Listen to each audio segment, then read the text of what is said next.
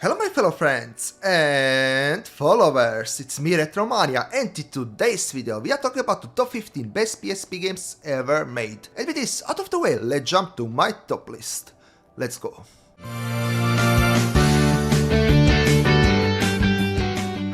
On place 15 we have Yu-Gi-Oh! GX Tech Force, the very first one on the PSP. The PSP had many Tech Force games, but I chose the very first one. It is a very well made, semi-open world Yu-Gi-Oh! GX game, and because it still uses the good old formula from back in the day, I love and adore this game. And for this reason I placed Yu-Gi-Oh! GX Tech Force on place number 15.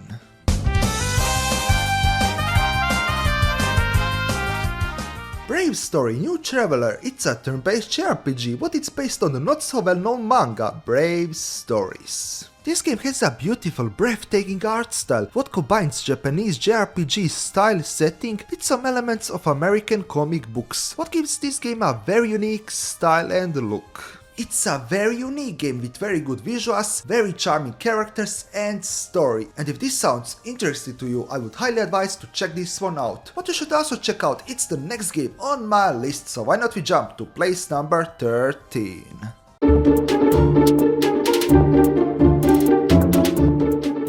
On place 13 we have Ratchet & Clank Size Matters, and yes, size absolutely matters. That's what she said. This is actually a very decent portable version of Ratchet & Clank on the PSP, but with some downsides. First of all, it's a 3D, three-dimensional game on the PSP, so it automatically controls weird, because of the lack of a second analog stick. But it isn't terrible, what is terrible, it's the story. The story was not great, and the game was also very short. But it is still a fully functional Ratchet & Clank game on a portable system, with very fun gameplay. The gameplay is still Ratchet & Clank in its core, and because of that reason I placed it on place number 13. And with this out of the way, let's jump to my next game on my list.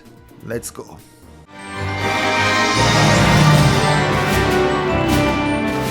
Valkyria Chronicles 2, it's a tactical strategy JRPG with free movement combat system and with a very unique art style. I sadly didn't play many Valkyria Chronicle games, but I started recently playing the very first game, and so far I really like the very first game. And because of that reason I placed this game on place number 12. But yeah, I didn't play too much of the game, so I placed it so low, because otherwise I would place it probably higher. But what I did place higher, it's the next game on my list, so why not we jump to place number 11, shall we?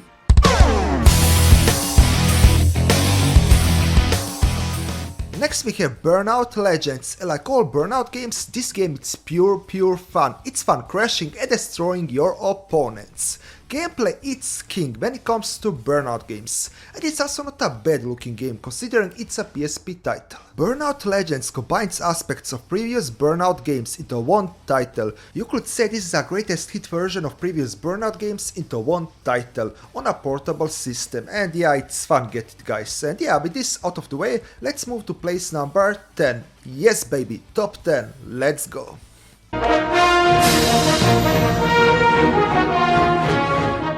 Monster Hunter Freedom Unite, it's a well-made Monster Hunter game where we play as some Monster Hunter. These games usually follow a very specific formula. In this game you team up with your other friends to fight monsters, who would have guessed, and if you played one Monster Hunter game, you played all of them. They are very fun gameplay wise, and it's portable. What do you need more? I know what you need more of my videos. But to follow more of my videos you need to subscribe, to be up to date when I drop a new video. And with this out of the way, let's jump to my next place on this top list. Let's go.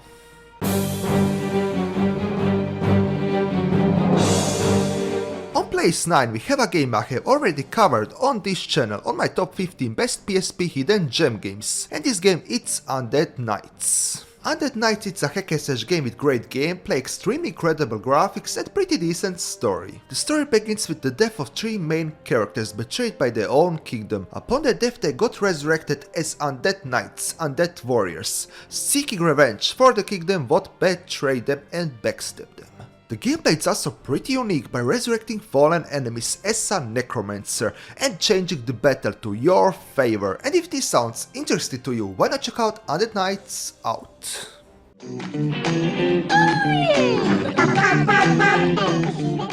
this is a classic. Loco Roco showed many mainstream gamers that you don't need ultra-realistic graphics to create an amazing experience. This is one of my favorite games on the PSP and certainly my favorite puzzle platformer on the PlayStation Portable. The breathtaking colorful art direction, the wonderfully orchestrated music and the fun gameplay, it has it all. And for that reason, Loco Roco certainly deserves a place on this top list. What also deserves a place on this top list, it's the next game on my list, so why not we jump to place number 7.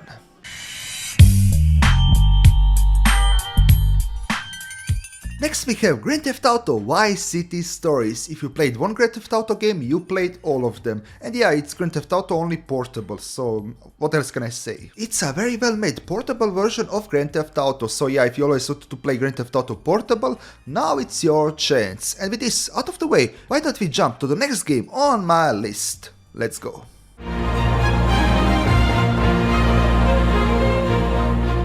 Tactics Ogre, Let Us Cling Together. It's a JRPG, it's a strategy JRPG, what a JRPG at that. This is one of the best tactical strategy JRPGs. It's not an easy game, there is definitely a difficulty curve, but it's a really good game, and if you are a fan of this genre, this game will absolutely hook you up. What will also absolutely hook you up, it's the next game on my list, so why not we jump to place number 5.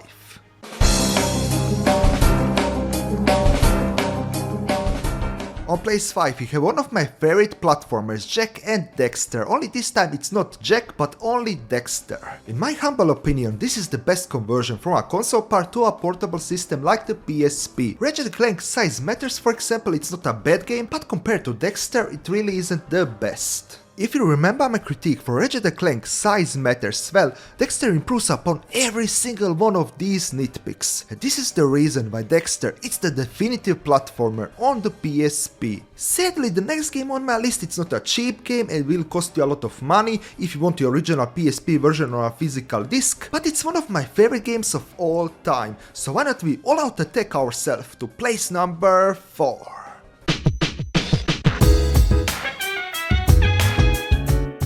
Persona 3 Portable, what an incredible game, and even though it's my least favorite version of Persona 3, it's still Persona 3 at its core. Some small changes and cuts to fit this really large JRPG into a small handheld like the PSP. The story is still 10 out of 10, and even though there are some cut content, there are also added content, like for example the female protagonist, if you always wanted to play as a female protagonist, so yeah. And yeah, I mean, the music it's still 10 out of 10, the story is 10 out of 10 and everything. It sucks that there are some cut content, but there are also added content, and yeah, it's Persona 3 Portable, so what do you need more? I know what you need more of my game suggestions, so why not we skate ourselves a way out from place number 4 to place number 3, let's go!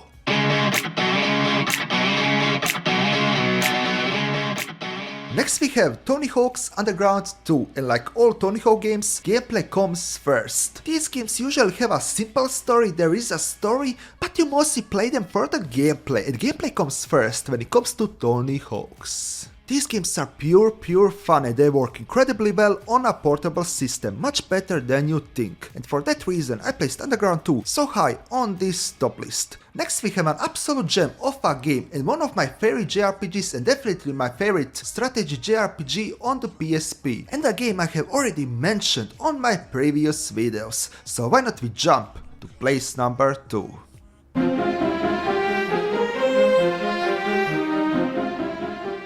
Place number 2 we have Jane the Ark, and if you remember my top 15 favorite PSP Hidden Gem video, you will know that I have already mentioned this game on my top list, and it was my place number 1 for favorite Hidden Gem PSP games, and this for a very good reason.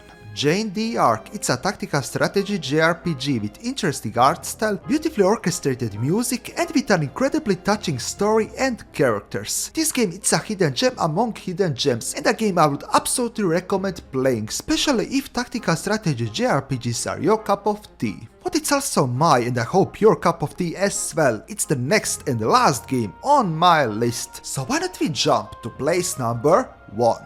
Oh yeah baby, let's go.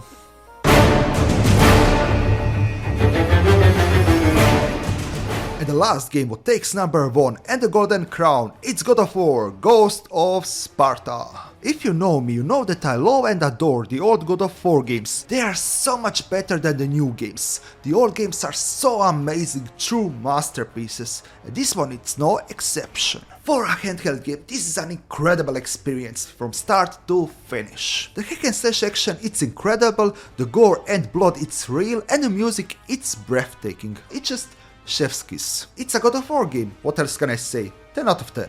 But yeah, what are your favorite PSP games? Do you agree with my top list or do you disagree? Let me know in the comment section down below. And with this out of the way, I wish you all a wonderful day. Sayonara my good old PSP friends. Ciao, ciao, ciao, ciao, ciao, ciao, and bye.